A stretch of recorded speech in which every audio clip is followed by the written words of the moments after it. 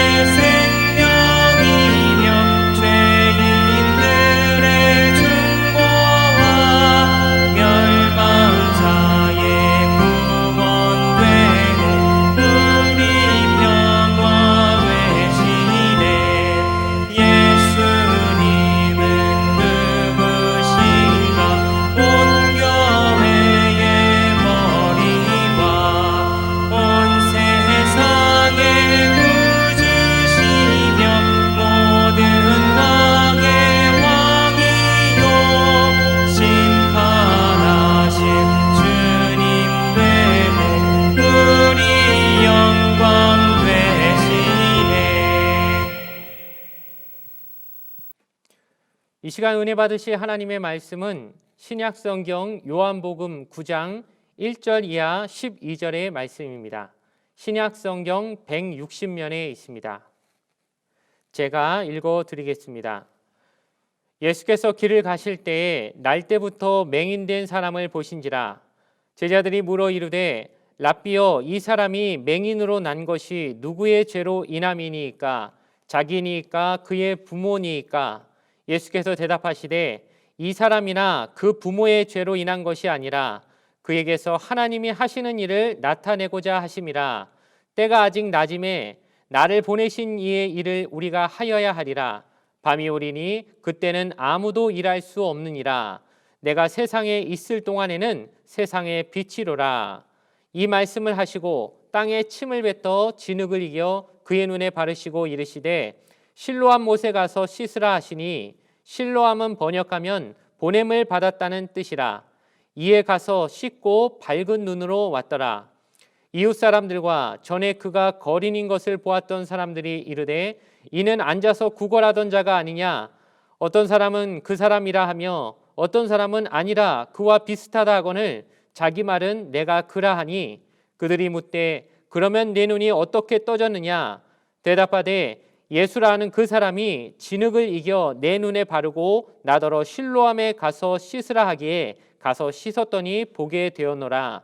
그들이 이르되 그가 어디 있느냐? 이르되 알지 못하노라 하니라.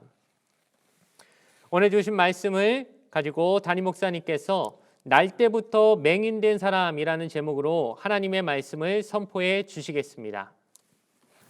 할렐루야. 오늘은 요한복음 9장 1절에서부터 12절을 중심으로 해서 날 때부터 맹인된 자라는 제목으로 함께 은혜를 나누고자 합니다. 사람들이 겪게 되는 세상의 모든 고통과 비극은 어디에서부터 시작됐을까요? 철학이라든가 종교에 있어서 이것은 대단히 중요한 사상임에 틀림이 없습니다. 그리고 누구나 살아가면서 이와 같은 문제와 또 해답에 대해서 어떤 것이 있을까 생각해 볼 법한 의문이기도 합니다.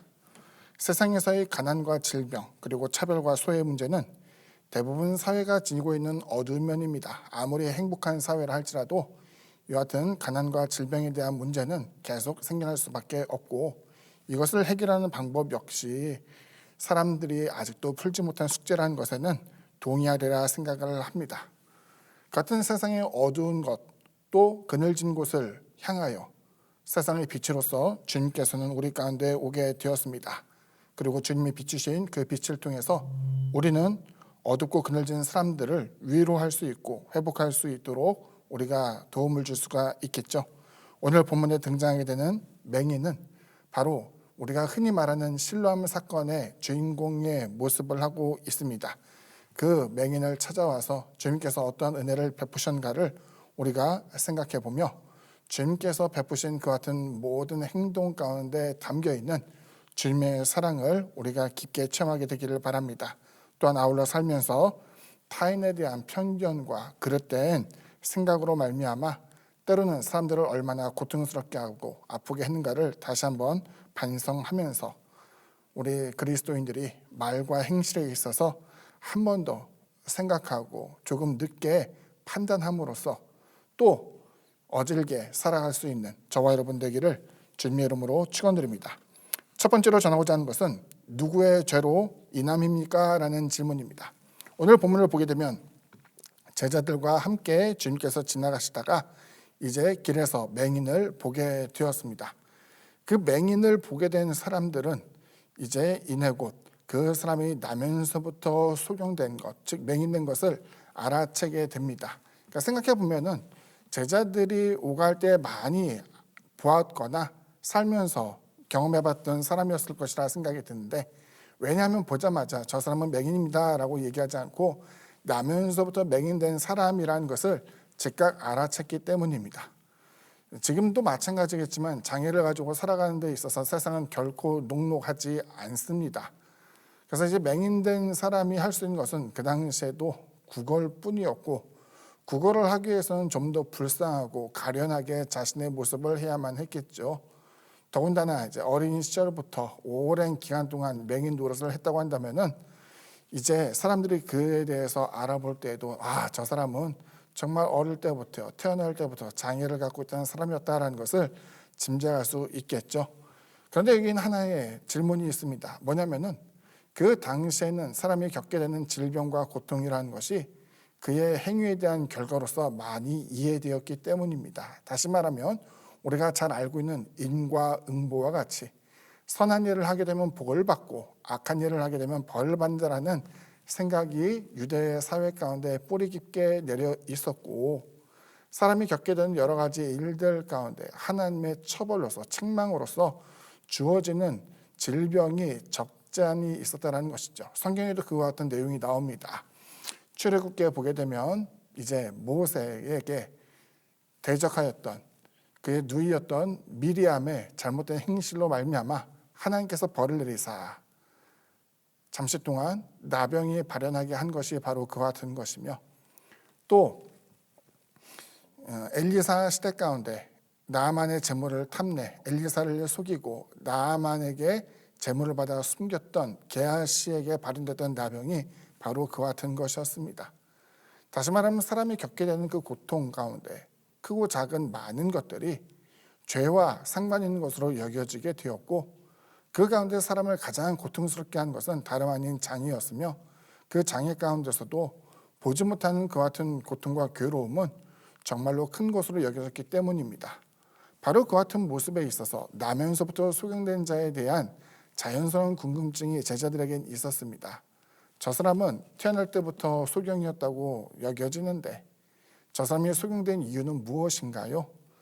태어나면서부터 수경됐기 때문에 죄로 인한 결과는 아니라 생각하는 사람도 있었을 것이고, 이것이 부모의 죄 때문이 아닌가, 혹은 그가 아직 죄를 범하지 않았지만 태어난 이후에 하나님께 큰 죄를 질 것을 이제 미리 아시고 하나님의 징계가 먼저 주어진 것은 아닐까라는 소문이 분분하였기 때문입니다.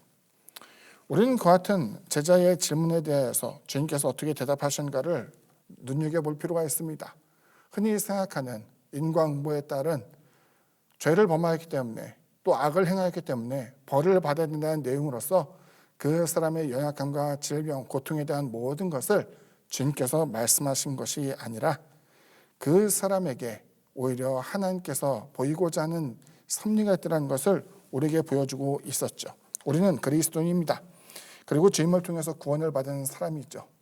물론 주님을 알기 전에 우리는 세상에서 크고 작은 죄를 짓기도 하고 때로는 억울한 일을 당하기도 하고 많은 고통, 어려움 그리고 위기를 극복하면서 살아갈 수도 있었을 것입니다.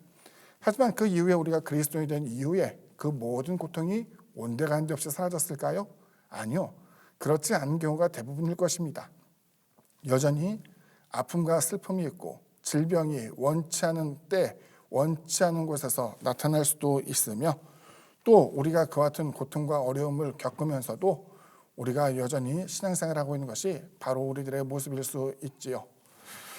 성경에 보게 되면 창세기를 통해서 우리에게 전해주는 지식은 분명히 죄의 시작과 인간이 겪게 되는 모든 연약함과 질병, 죽음에 대한 이유가 바로 사람의 죄로부터 시작된다는 것을 명확히 하고 있습니다.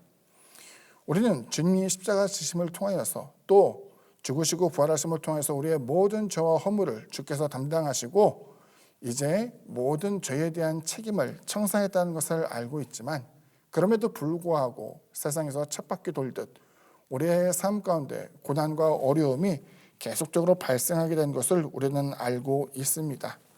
여전히 우리가 고통 가운데 있지만 하나님의 백성이요 또한 자녀라는 사실에는 변함이 없고 이를 통해서 우리가 궁금해하게 되는 것은 과연 우리 인생 가운데 어떠한 질병과 고통, 연약함이 있다 할 때에 감히 이것을 가지고 함부로 죄에 대한 결과요 악행의 수확이며 결실이며 그렇기 때문에 우리가 죄와 허물 이런 것들에 대해서 하나님 앞에 늘상 고백하며 회개해야 된다는 생각을 갖는 것은 어찌 보면 조금 위험하다는 생각을 갖게 된 것이죠.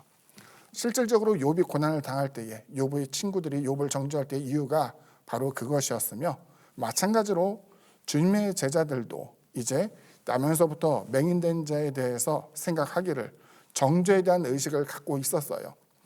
사실 우리나라 교회에서 이제 10년, 20년 전이라고 생각이 듭니다만 많은 교회에서 이와 같은 내용을 가지고 설교를 했다고 합니다. 하나님의 축복은 질병으로부터의 자유, 가난으로부터의 해방, 또 모든 소외된 것으로부터의 화해와 만족이기 때문에 사람이 질병 가운데 있거나 가난 가운데 머물러 있는 것은 하나님께로부터 벌을 받은 것이라는 생각이 만연되었기 때문이죠. 물론 그 같은 내용 가운데는 긍정적으로 세상을 바라보며 할 수 있다라는 그 같은 자신감을 가지고 하나님의 은혜를 추구하라는 것이 중심적인 내용이었겠지만 단지 전해주는 몇 마디 말로 인하여서 사람들은 자신의 질병 가운데 죄책감을 갖고 있고 자신의 실패함 가운데에 자신의 어리석음 혹은 하나님으로부터 내가 어떠한 것을 책망받는 것은 아닐까라는 그 같은 우리가 죄의식에 눌려있는 경우가 적잖이 있었다는 것을 보여주고 있습니다. 하지만 주님의 대답을 통해서 주님께서는 이 모든 것이 하나님이 하시는 일을 나타내기 위한 것임을 보여주고 있고 세상의 모든 일들 가운데 하나님의 섭리한 것이 아무것도 없다는 것을 우리에게 되짚어 주면서 하나님의 이끄시는 방향대로 또한 이루어질 것을 이제 우리에게 암시해 주고 있었습니다. 두 번째로 전하고자 하는 것은 침을 뱉어 진액을 이겨 그의 눈에 바르신 주님의 행동입니다. 주님은 생각해보면 자신을 찾아오고 자신에게 호소하는 사람만을 고쳐주신 분이 아니었습니다. 의외로 주님께서는 많은 은혜를 입지 못할 만한 사람에게도 나누어 주었죠. 우리가 잘 아는 것처럼 야고보의 우물 가운데서 물을 깃고 있던 사마리아 여인에게도 은혜를 베풀어 주었고, 처음에는 거절하였지만 수르보니게 여인이 그 자식의 고통으로 인하여서 간청할 때에도 처음에는 물리치었으나 다시 그에게 은혜를 베풀어 준 것을 보여주고 있습니다. 또 주님께서는 오늘 본문과 같이 여기 나타나는 맹인은 사람들이 말하고 있던 죄의식에 깊게 눌려있는 것은 아니었을까 생각을 하게 됩니다.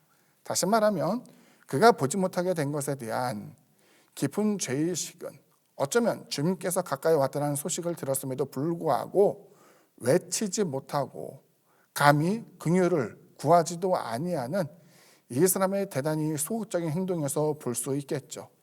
하지만 주님께서는 그 사람조차 마다하지 않으셨어요. 자신에게 감히 보게 해달라는 소원을 말하지도 않고 또 자신에게 있어서 어떠한 긍휼을 구하지도 않은 그 같은 처량한 맹인을 향하여서 주님께서는 땅에 침을 뱉어 그 흙을 가지고 이기신 이후에 그 사람의 눈에 바르게 되었습니다. 우리는 여기서 하나의 창조 섭리를 보게 됩니다.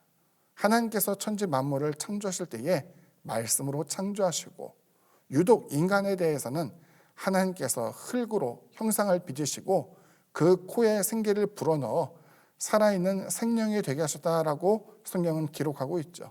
그래서 그 유대 문화 가운데는 사람이 장애를 갖고 있는 경우 하나님의 생기에 모자란 것을 우리가 감히 생각할 수 없기 때문에 그 몸의 재료가 되는 흙이 부족하거나 잘못된 것으로 인식하고 있는 경향이 있었다라는 거예요. 그러니까 주님께서 그 침을 뱉어 흙을 이기시고 그 눈에 바르신 것은 그의 망막 내지는 그 사람이 갖고 있는 장애가 재료로 쓰여지는 흙에 모자란 것을 메꾸는 행위로서 사람들 눈에 비춰졌다라고 생각할 수 있기 때문입니다.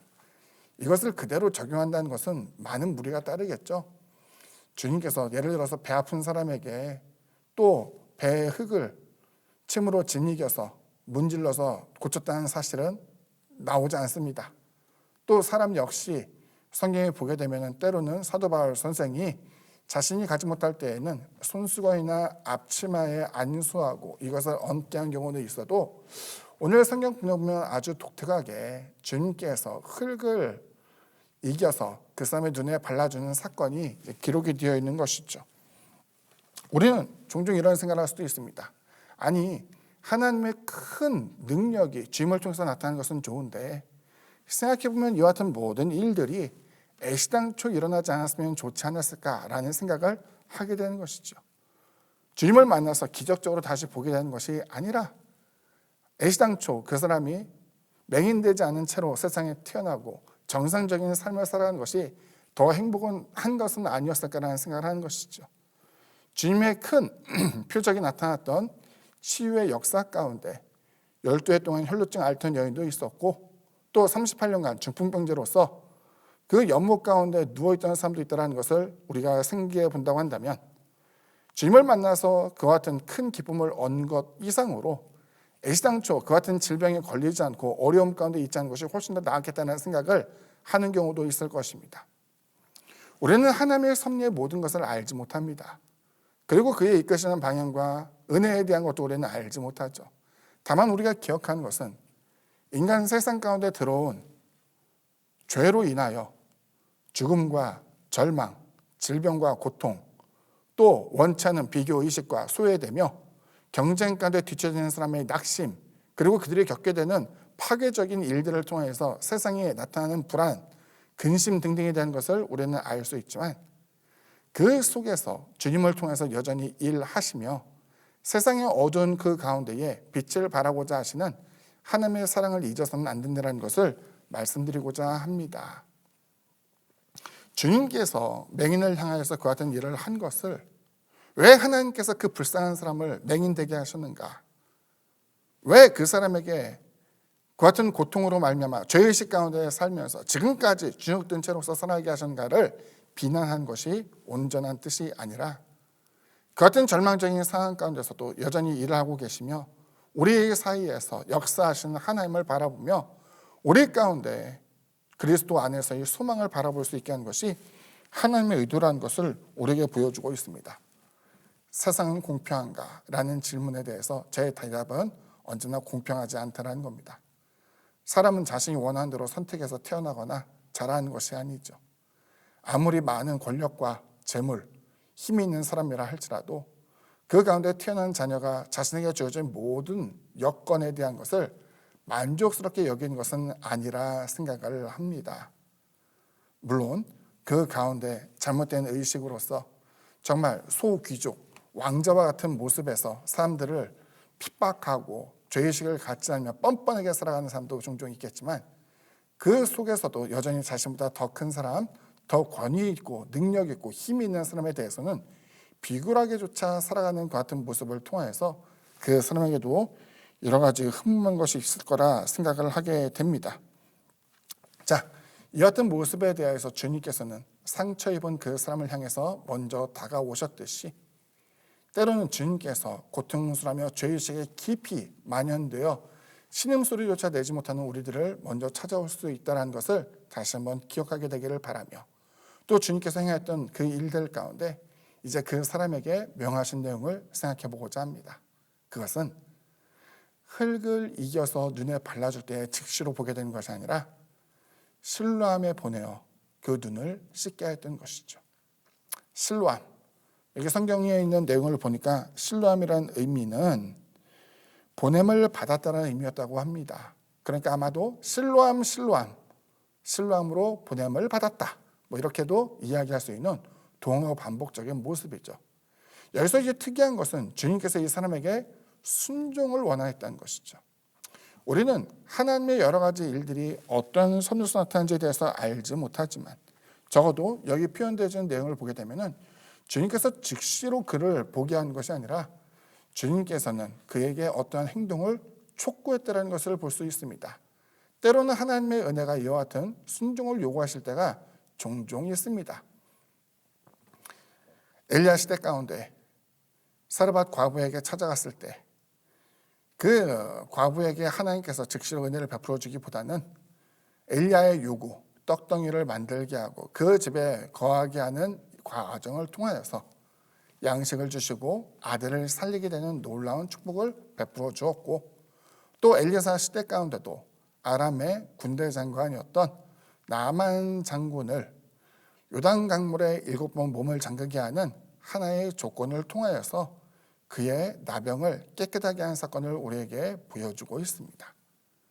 그 불쌍한 사람, 이 정도의 일에 대한 것도 탕감해 줄 수 있는데 왜 그것을 명했을까라는 것 역시 하나님의 섭리에 해당하며, 때로는 이 같은 것을 요구하지만 그 사람의 순종과 또 그 사람의 믿음의 여하에 따라 때로는 응답하시며 복을 주시는 하나님이라는 것을 우리는 잊지 말아야만 할 것입니다. 분명한 것은 주님은 우리의 고통과 신음 가운데 이 모든 것을 알고 계시며 또한 간과하지 아니하시는 하나님이시고, 또 하나님의 가르침과 훈계를 우리가 받아들게 될 때에 순종함으로써 우리의 삶에 놀라운 변화가 일어날 수 있다는 것입니다. 마지막 세 번째로 전하고자 하는 것은 찾으시는 하나님, 말씀하시는 하나님에 대해서 이야기해 볼까 합니다. 앞서 말한 바와 같이 자신의 삶을 긍정하며 만족하는 사람은 얼마나 될까? 저는 그렇게 많지 않다고 생각합니다. 분명한 것은 모든 사람에게는 나름대로의 삶의 고통이 있고 슬픔을 간직하며 지금까지 인내하며 애쓰고 개선하기 위해서 살아가고 있다는 것을 볼 수 있죠. 맹인의 경우, 지난번에도 맹인에 대해서 잠깐 얘기한 적이 있었는데, 맹인의 경우에는 다시 보게 된 것은 정말로 드문 일이었어요. 모든 사람의 감각이 그러하겠지만은 보지 못하고 몇 개월이 지나게 되면 시신경 자체가 말라 들어가기 때문에 사람이 다시 보게 된다는 것은 정말로 희망 고문에 해당할 뿐, 다시 본다는 것은 말 그대로 기적적인 일에 불과했죠. 다시 말하면 소망이 없는 절망적인 상태의 모습이 바로 이 어떤 사람의 모습이었어요. 하지만 하나님은 그 사람을 찾고 있었어요. 앞서 말한 바와 같이 이 사람은 주님을 향해서 외치지 않았습니다. 도와달라고 하지도 않았어요. 보기를 원한다고 말하지도 않았어요. 소경 바디메오는 자신의 겉옷을 벗어 던지고 뛰어나와, 소경이니까 뛰어나온 것이 정상적입니까? 그러지 않죠. 몇 번이나 넘어지면서까지 주님께 나올 수 있는 그 같은 담력이라도 있었지만 이 사람은 의기소침한 채 아마 수없이 많은 사람들이 그 사람을 지나가면서 그런 얘기를 했을 거예요. 저 사람은 죄인이다. 죄인이다. 쓸모없는 사람이고 하나님께 버림받은 사람이다. 주님이 왔음에도 불구하고 의기소침하여 나서지 못한 그 사람을 향하여서 주님께서는 친히 찾으시고 만나주었다는 것을 우리에게 보여주고 있죠. 이 모습은 우리에게 커다란 위로가 됩니다. 우리는 깊은 죄책과 또 스스로 낮게 보는 자존감이 낮은 상태의 모습, 때로는 사람의 비난에 대해서 마음이 이미 짓이겨지고 또한 스스로 무너진 상태에서 아무도 나를 도울 수 없고 하나님 역시 나의 외침과 부르짖음 속에서 응답하지 않을 거라는 패배주의적인 생각을 가지며 살아갈 수 있다라고 생각합니다. 하지만 하나님께서는 우리를 결코 그렇게 작은 자라고 생각하지 않죠. 우리의 영혼이 세상에 있는 어떠한 피조물보다 더더욱 귀하다는 것을 보여주고 있고 주님께서는 또 하나님께서는 우리 스스로가 있는 그대로의 모습 가운데 하나님의 은혜와 위로를 받고 있다는 것을 말씀하고 있기 때문입니다. 우리는 세상에서 참으로 많은 기준을 보게 됩니다. 예전에는 그냥 부자가 되고 권력자가 되고 또 명예가 있고 좋은 환경에 있는 사람이 가장 부럽다고 생각하였는데 이제 시대가 바뀌니까 그것도 하나의 핸디캡이 될 수 있어요.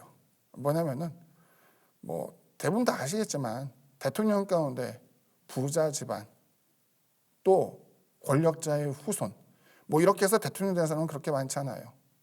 사람은 드라마를 좋아하니까 어려운 환경에서 가난 속에서 성장하고 하지만 그 마음속에 뜻과 의지가 있어서 결코 굽히지 않는 노력 가운데 때로는 권력자가 되고 부자가 되고 성공한 사람, 다른 사람에게 영감을 줄 수 있는 그 같은 드라마틱한 모습을 보이는 것이 오늘날의 성공에 대한 기준이 되죠. 그러니까 차별이라는 것도 이제는 가난하고 소외되고 지능인 자만 차별을 당한다고 생각했는데 이제는 가지면 가진 대로 비난을 받고 가지지 못하면 가지지 못한 대로 권력자면 권력자대로 또 남에게 지배를 받는 사람은 지배를 받는 대로 제각각의 기준과 이슈를 만들어서 사람을 공격하는 것이 오늘날의 세상이 되어버렸어요.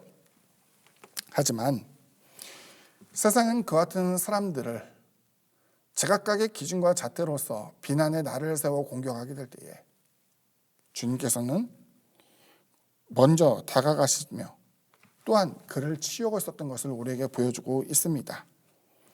생각해보면 비난과 조롱이라는 것은 절대로 세상을 바꿀 수 없다 생각합니다.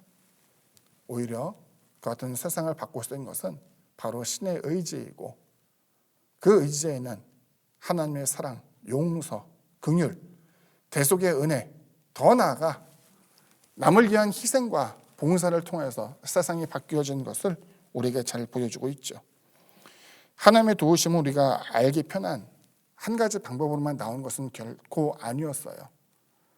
예전에 저도 이제 마찬가지로 복음서 설교를 할 때에 주님께서 병자를 치유하는 장면에 대해서 깊게 고민한 적이 있습니다. 내 믿음대로 될지어다. 너무나 멋지고 아름다운 말 아닙니까? 하지만 경우에 따라서는 이미 죽은 회당장 야이로의 딸의 치유는 아버지의 믿음을 통해서 이루어지게 되었고 또 죽음을 앞둔 사람이 친구에 의해 지붕을 뜯어내고 줄을 달아 내리는 그 친구의 사랑과 희생을 통해서 주님께로부터 은혜를 입었으며 또 우리가 앞서 나눈 것처럼 때로는 그 즉시 치유된 사람도 있는가 하면 주님께서 무언가를 요구하시며 그 순종의 바탕이 될 때에 다시 낫게 되는 일이 일어나게 된 것이 있지요. 10명의 나병 환자에 대해서 주님께 와서 은혜를 구할 때에 제사장에게 가서 너희들의 몸을 보이라 라는 그 내용도 아마 일맥상통한다고 생각합니다. 즉시로 지어지는 치유는 아니었다 하더라도 주님께서는 여러 가지 방법 또 당사자와 이외의 사람 때로는 부모, 이웃의 믿음을 통해서 그 모든 것들 가운데 다양한 방식으로서 하나님의 도우심이 나타날 수 있다는 것을 보여주고 있습니다. 제가 하고자 하는 이야기는 내가 원하는 내가 바라보는 방법대로 이루어지지 않았다 해서 낙심하지 말라라는 이야기입니다. 사도 바울 선생은 사단의 가시로 인하여서 3번씩이나 하나님께 간구하였지만 하나님께서는 그 기도를 들어주지 않았어요. 그가 다른 사람들보다 더 저주를 받은 사람인가? 그가 다른 사람들보다 더 불쌍한 사람인가? 생각해보면 그렇지 않더라는 것이죠. 바울은 거기서 주님을 통해서 깨달은 것이 있었어요. 내 은혜가 내게 족하다. 너의 연약함 속에, 약함 속에서 도리어 하나님의 은혜가 주어졌다라는 것을 보여주는 것이죠. 다른 사람들보다 더 큰 은혜와 깨달음, 위로를 얻었기 때문에 사람들이 겪지 못하는 큰 고통과 아픔 속에 있어도 오히려 이것이 너에게 유익이라는 하나님의 가르침을 통해서 그가 다시 용기를 얻게 된 것을 우리에게 보여주고 있습니다.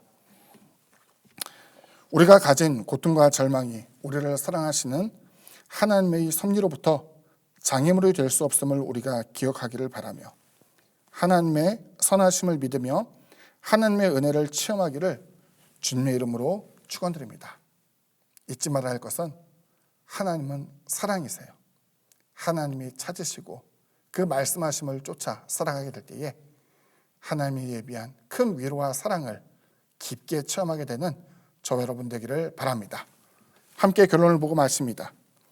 사람의 비난과 비웃음은 사람의 아픔을 씻어낼 수 없습니다. 조롱과 입에 발린 말도 절망에 처한 사람을 위로할 수 없습니다. 그렇지만 사람을 지으시고 그 생각과 마음을 아시는 하나님은 위로할 수 있습니다. 또한 일으킬 수 있습니다. 삶을 통해 경험하는 고난과 고통, 또 아픔과 절망 속에서 여전히 우리를 찾으시고 말씀하시는 주님을 기억해야 합니다. 그 주님의 사랑을 경험하며 희망으로 일어서는 저와 여러분 되기를 주님의 이름으로 축원드립니다. 기도합니다. 사랑의 주님, 나면서부터 맹인된 그 사람에게 주님께서 먼저 다가가시고 사람의 많은 비난, 특별히 죄로 인한 그 사람의 의기소침함 속에서도 그에게 당하기를 주저하지 아니하시고 은혜를 베푸신 것을 우리가 기억하게 하여 주옵소서. 우리 또한 소망 없는 절망적인 상태, 때로는 고통 가운데 일그러지며 때로는 믿는 자로부터 믿지 않는 자로부터의 많은 비난을 받는다 할지라도 우리가 낙담하며 스스로 삶에 대한 패배의식을 갖는 자가 되지 않도록 도와주시고 주님 상한 심령과 마음을 어루만져 주시고 또다시 일어설 수 있는 힘을 주시사 언제나 하나님의 자녀요 하나님의 큰 사랑 가운데 있는 우리가 되었음을 늘 기억하게 하여 주옵소서. 예수님 이름으로 기도드립니다. 아멘. 교회 소식을 말씀드리겠습니다. 코로나19로 인한 국내외 혼란이 속히 잠잠해지도록 함께 기도해 주시기 바랍니다. 코로나19 예방을 위한 예배의 변동 사항입니다. 주일 예배는 오전 9시와 11시 2번 있으며 주중 예배와 모임은 없습니다. 코로나19 예방을 위해서 영상 예배를 병행합니다. 새벽 기도회는 영상으로 보내드립니다. 월요일부터 금요일까지 오전 5시에 송출되어 오며 희망하시는 분은 교구장에게 신청해 주시기 바랍니다. 코로나19 확산 방지를 위해 타 교회 예배 참석을 삼가 주시기 바랍니다. 신방이 필요한 가정과 개인은 교회와 교구장에게 연락 주시기 바랍니다. 온라인 헌금을 희망하시는 분은 아래의 계좌로 보내주시고 헌금을 보내실 때 성명, 교구, 헌금 목적을 꼭 기재해 주시기 바랍니다.